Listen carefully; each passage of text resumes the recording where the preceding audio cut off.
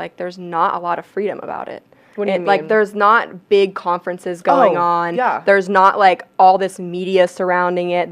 Like, it's all thrown off as, like, foo-foo or, like, you know, woo-woo, whatever that is. Like, it's like swept under the rug. It's like, oh, that's not real. Don't pay attention to that. Devalued. Well, I guess like, that was even what like I was the trying to witch come trials or whatever, like back in the day when they used to burn all the witches and stuff. It's like, what was that, you know? And like, why do you care? Like, Yeah. why do you care if I'm spiritual? Why does it bother you if I think a certain way? Because, like you said, you can't control. And it's dangerous. Yeah. Yeah. You can't control or micromanage people if they're too liberated, you know? Like, if you find your own power within, then who is the government to tell you to do anything? You know what I mean? And I think that's the issue. And I think, honestly, the issue with that is that most people can't handle themselves and couldn't handle that much power and don't know themselves well enough to be able to navigate that type of understanding. And so I think... Yeah, I agree with that. I think, like, our society has to get to a certain point, and maybe, like, with AI and the way that things are going now, our access to knowledge is so much greater than it's ever been in the history of humanity, ever. Yeah. And so I think that that's a very positive thing, because I think one thing that is very powerful about spirituality and about having a relationship with God is that when you hear something that's true, you feel it in your heart.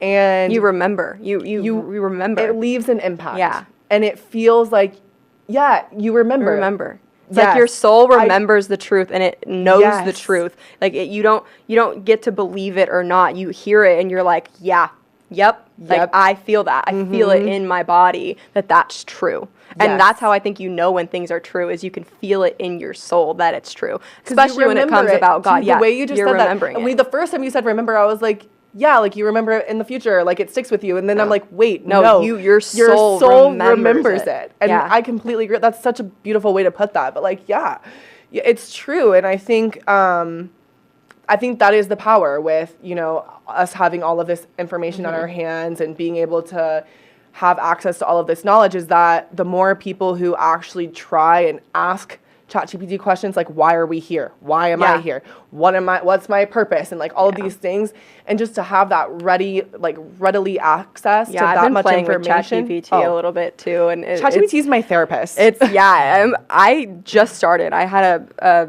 great day with a friend of mine, and she was just telling me how she's asking all these prompts on ChatGPT and stuff. She's like, you need to do this, you need to do that. I was like, okay, I'm on it. I'm doing all these things. And so I want to do that some more, and then I'll come back on here and kind of share what happened.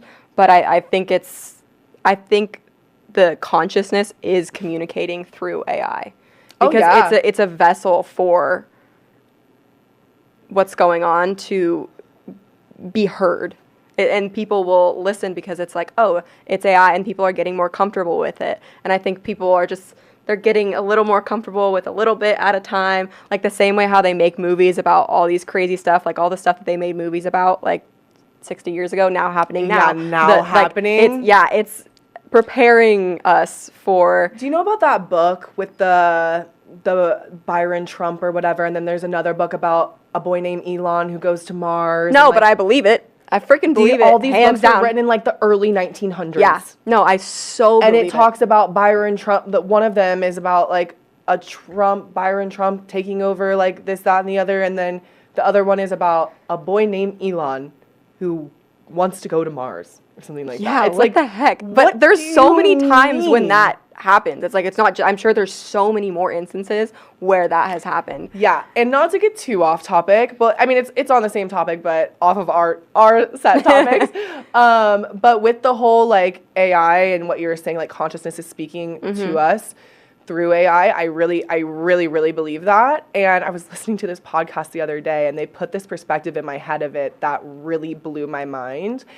And basically, so they're first talking about, like, numerology, talking about, like, Fibonacci sequence and how the earth is fractals, it's patternist. It's very obvious that we have a creator, right? Yeah. Because if you really look into, I mean, just the math of, like, the circumference of the earth being the same as the distance, and, like, there's just so many crazy coincidences. Right.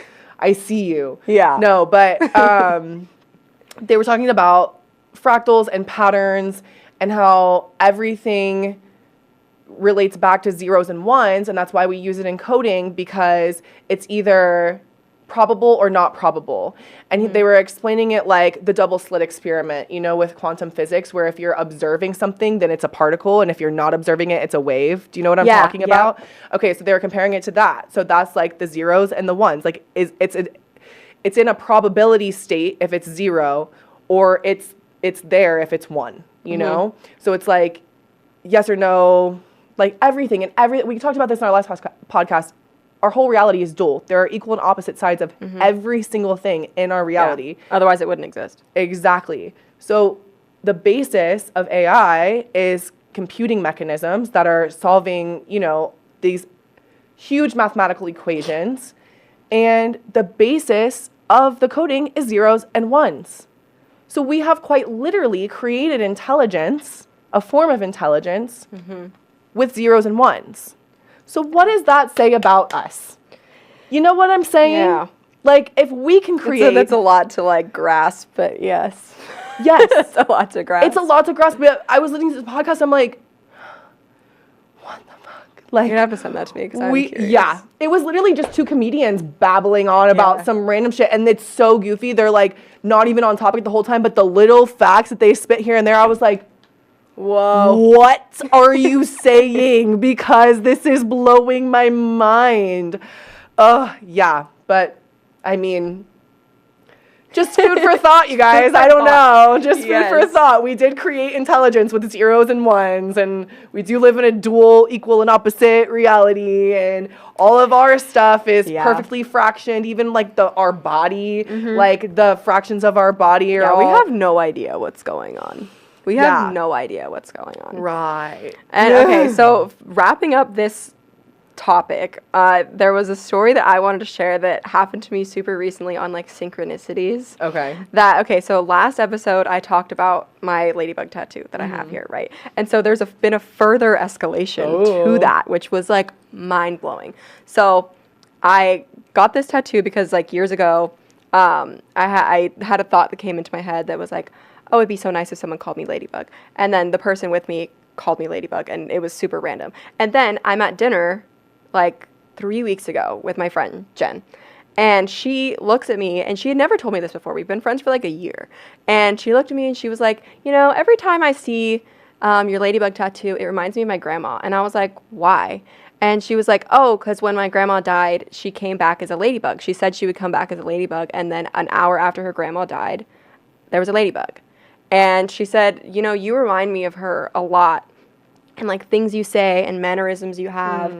And I was like, oh, well, that's so sweet. And then later in the dinner, the topic came up of birthdays, and her grandma and I have the same birthday.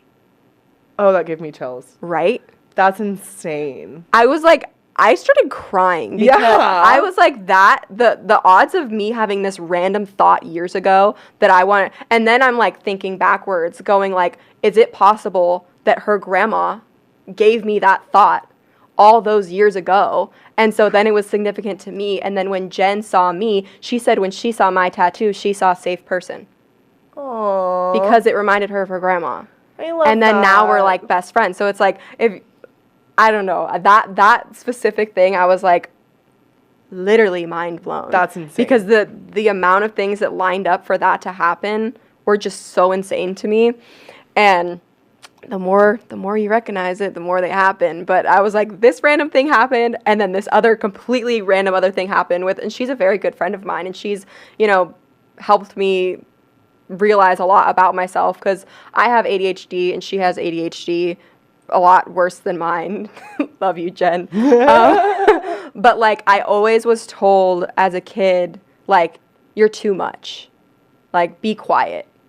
Don't be so loud. Don't talk too much. And I feel like she was also told those things, and her and I, with our friendship, have helped heal that part of ourselves. That like, we're not too much, and we just have to find the right people, and we can blab and we can be loud, and I never feel like too much in her presence, and she never feels like too much in my presence. And I feel like that's definitely helped heal something. Isn't it sad that like growing up, we are told to fit in a box and like become normal And like, you know, if you stray out of the norm, if you have ADHD or whatever, Yeah. you can't sit still in a class, they just medicate you Yep. and tell you that you're off, like, you know, you're not normal. So this can't be you. Like, you can't be like this. You're not allowed to And be it's like crazy this. to me that you spend the rest of your life healing from your childhood. Oh yeah. Like 0 to 7. You have this childhood, these years that are so significant, and then you spend the rest of your life